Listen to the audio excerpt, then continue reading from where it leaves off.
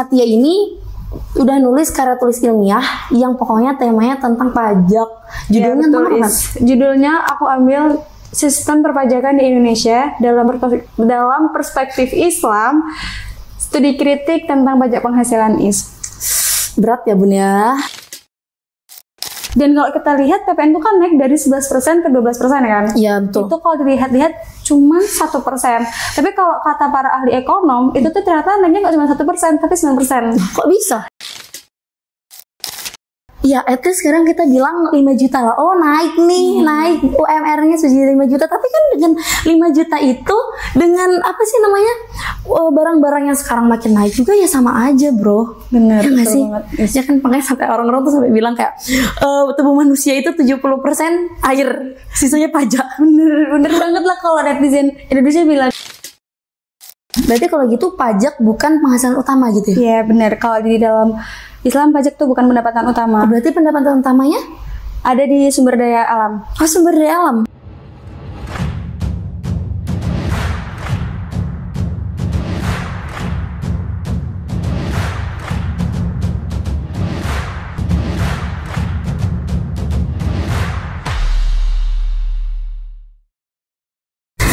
Bismillahirrahmanirrahim. Assalamualaikum warahmatullahi wabarakatuh. Sahabat cinta Quran Center, saya Faiz Azahra dan selamat datang di rumah Ruang Mahasantriwati. Biasanya kalau misalnya di rumah kita kan bahas tentang pengalaman-pengalaman para mahasantriwati gitu kan ya. Tapi di kali ini, di detik ini kita nggak bahas tentang pengalaman, tapi kita bahas tentang sesuatu yang lagi rame, yang lagi viral di masyarakat. Seperti PPN naik 12%. Sebenarnya lumayan berat ya guys pembahasan ini, tapi kita nggak sendirian karena di depan kita sudah ada Fatia. Assalamualaikum Pat. Waalaikumsalam Is. Fatia. Pat. Oh ya guys, by the way nih, Fatia udah 2 kali kesini. Iya Pat. Yes. Ya Faiz. Nanti kalau 3 kali dapat piring cantik pokoknya deh. Aku tunggu ya piring cantiknya kalau benar 3 kali aku mau nggak bisa janji. Pokoknya gitu. Dan oh ya, Fatia ini udah nulis karya tulis ilmiah yang pokoknya temanya tentang pajak. Judulnya apa? Judulnya aku ambil sistem perpajakan di Indonesia dalam perspektif Islam, studi kritik tentang pajak penghasilan is. Berat ya bun ya. Ya, kapan sidang guys? Tanggal 10 is. Doain ya teman-teman, semoga lancar. Amin amin. Karena hari ini cukup berat, cukup panas, tapi kita nggak sendirian lagi karena kita udah ditemani sama yang coklat-coklat ini. Wah. Udah kapelan gak sih sama kerudung kita is? Emang by the way ini coklat ya? Iya, coklat keijuan gak sih? boleh. Nanti sambil diminum aja ya. Oke, siap. Set. Pat. Sambil ambil nih ya. Kan aku tadi udah mesti lah di awal.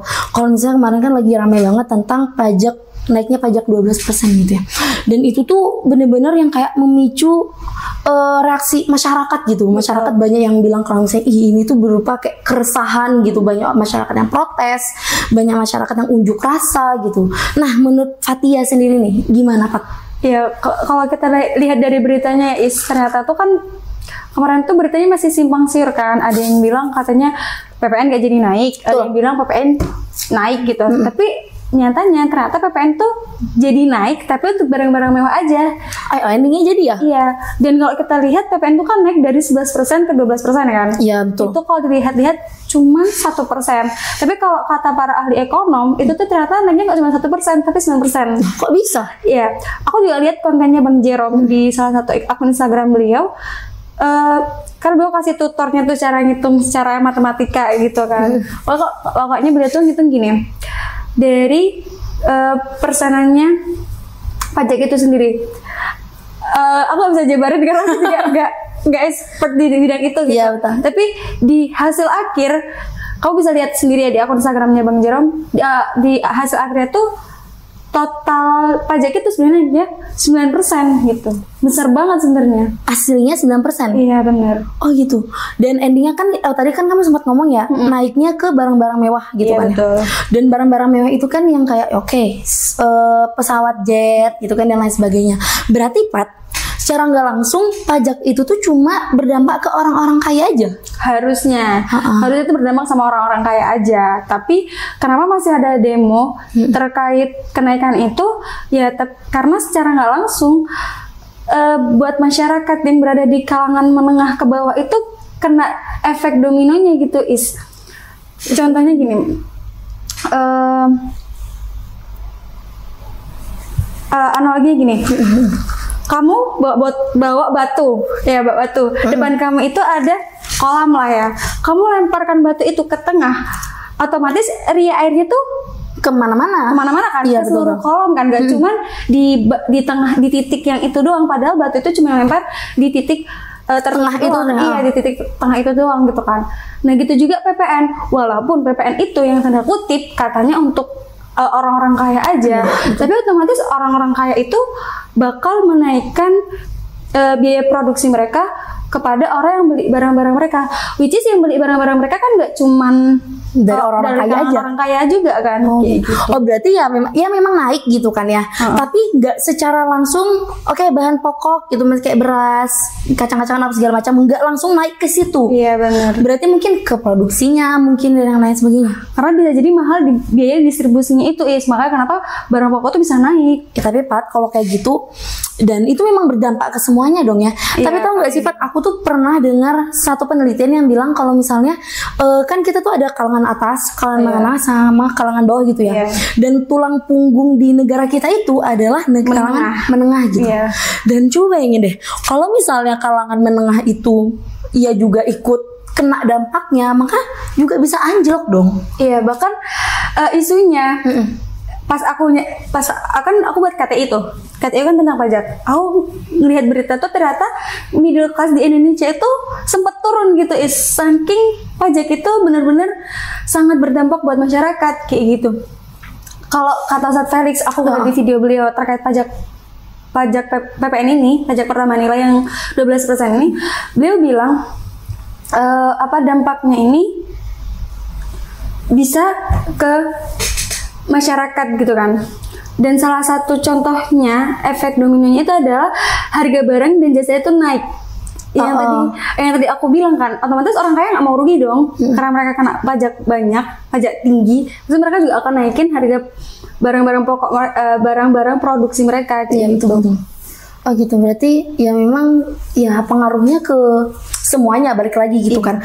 Dan gini Pat, kalau misalnya kita lihat kan negara kita kan pajaknya pajaknya segitu memang kan PPN-nya. Dan sebenarnya ada nggak sih negara gitu yang pajaknya kecil kalau misalnya kita bilang, tapi dia tuh menyejahterakan gitu? Ada. Apa tuh? Contohnya ada satu negara yang PPN-nya itu cuma 9%. 9? Itu di negara tetangga kita, Singapura. Kita lihatlah padahal PPN cuma 9%, tapi negara itu tuh bersih kan, bahkan transportasinya tuh totalitas banget. Iya betul. Ya kita ngerasain sendirilah di sini kan, apa pajak itu sangat berimpact sama kita untuk kesejahteraan. Salah satunya aja transportasi umum, KRL lah contohnya kan. Iya. Padahal PPN udah segitu gitu kan. Tapi ya nyatanya berarti ya memang sih kalau misalnya kita lihat juga KRL juga masih desak-desakan gitu kan. Berarti kalau misalnya ada orang yang bilang gini Pat, ya nggak apa-apa dong pajak naik, kan toh ujung-ujungnya pergi ke kita juga gitu. Itu gimana menurutmu? Ya, tapi kita lihat nyatanya emang ke kita. Secara keseluruhan apa enggak? Gini deh, aku jadi ingat sama kata aku tuh, salah satu tujuan dari pajak itu kan adalah untuk menyejahterakan rakyat. Iya betul. Oke lah, salah satu fungsinya juga ada terkait fungsinya untuk redistribusi pendapatan. Kalau di karya aku ya, itu jadi pemerintah tuh ngambil biaya pajak itu untuk pembangunan infrastruktur. Oke lah, kita lihat dari pemerintahan sebelumnya, emang jalan-jalanan tol tuh udah lumayan bagus gitu kan. Banyak juga kan, di mana-mana kita udah pakai tol gitu kan. Tapi nyatanya ada juga tol yang masih mangkrak, belum selesai dibangun gitu. Dan itu baru di negara-negara besar. Coba kalau kita lihat di wilayah-wilayah kecil gitu mah ya, kayak jalan aspal itu masih belum ini loh, belum sempurna gitu, bahkan nggak layak buat di jalan, buat dipakai untuk berjalan kayak gitu. Iya sih bener. Apalagi kalau misalnya infrastruktur sekarang tuh ya lebih ke ini nggak sih, lebih ke ya kota-kota besar. At least kita bilang lah kayak Jakarta, Jabodetabek memang fokus ke situ kebanyakan kan ya. Nah berarti kalau gitu bukan kesalahan ya, berarti pembahasannya tentang pengelolaan ya Pat, atau gimana?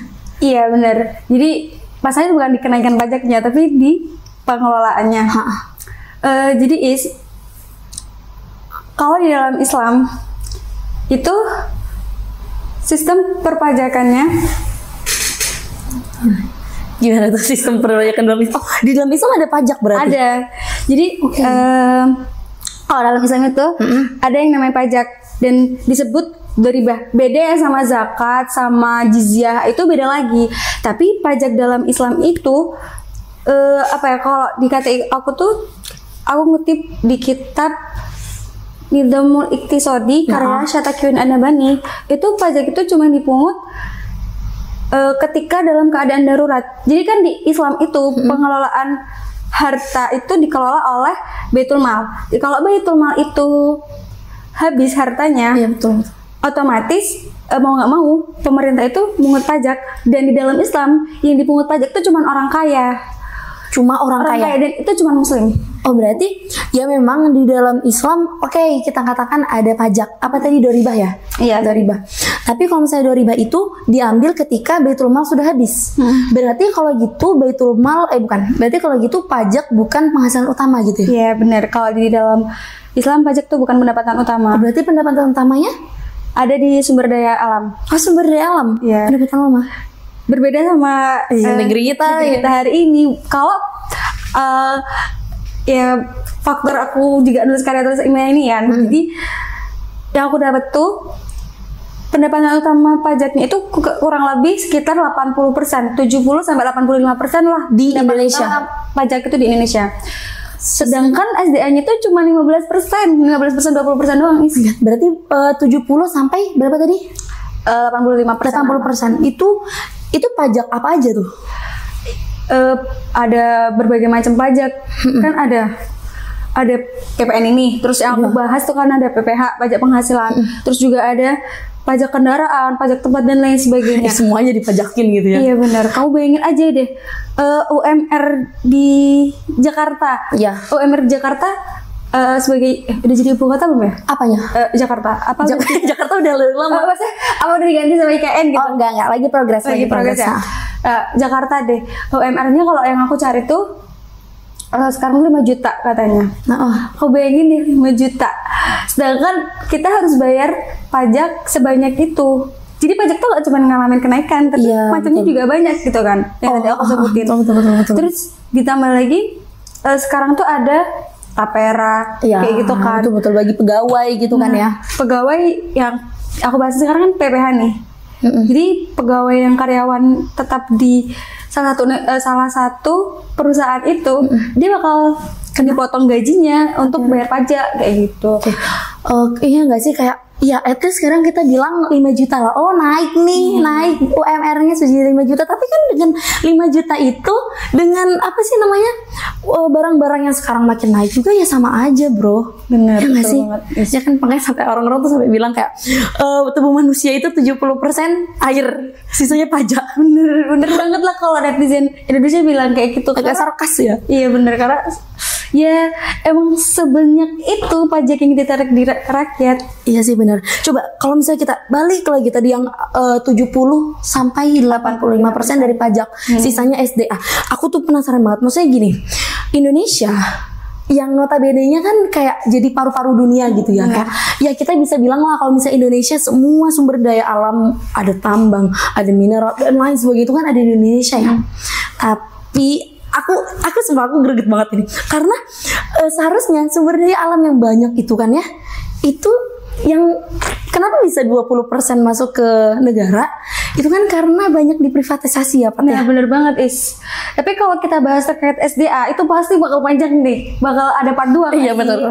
Jadi intinya yang ingin aku sampaikan, di dalam Islam itu ada yang namanya sistem perpajakan, dan sistem perpajakan dalam Islam itu diatur dengan seketat mungkin dan dipungut oleh orang-orang tertentu yang emang mampu, kayak gitu, gak sembarangan orang. Bahkan dengan sistem itu Islam bisa berdiri selama 13 abad tanpa menyengsarakan, malah justru menyejahterakan. Iya. Dan kamu bayangin aja deh, bahkan ada salah satu masa di dalam Islam itu yang sama sekali nggak ada orang miskinnya. Nggak ada. Masa siapa? Masa kalau salah Khalifah Umar bin Abdul Aziz di masa kekhalifahan Umayyah.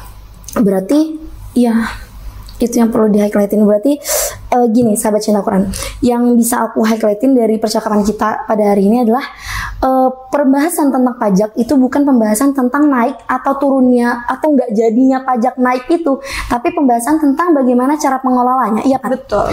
Dan ya penting lagi bagaimana cara mengelolanya dan kemana uang hasil pajak tersebut yang seharusnya untuk menyejahterakan umat. Betul. Betul banget. Dan terakhir nih Pak, terakhir banget, kita sebagai masyarakat kan, dan masyarakat bisa apa? Kita bisa bersikap dong. Seharusnya sikap apa sih yang perlu kita suarakan atau perlu kita sikapi, bukan? Bagaimana kita menyikapi tentang hal ini gitu, tentang pajak ini gitu. Jadi gini, kalau aku gini, PPN naik ini sama saja bentuk kezaliman kan? Iya, kezaliman itu kan kemungkaran. Jadi aku sikap yang harus kita ambil, aku ambil dari perkataan Rasulullah, sabda Rasulullah SAW. Dalam hadisnya beliau bersabda, yang apabila kamu melihat kemungkaran, man ra'a minkum ya artinya apabila kamu melihat kemungkaran, maka rubahlah kemungkaran itu dengan tangan, ya kan? Otomatis kalau dengan tangan ini bisa dengan senjata atau lain sebagainya. Tapi kalau kita nggak mampu, kita dengan lisan, speak up gitu loh. Kalau bahasa kita sekarang tuh kan speak up. Terus kalau kita nggak mampu lagi, ya dan satu-satunya cuman berdoa dalam hati gitu agar kezaliman itu nggak semakin merajalela.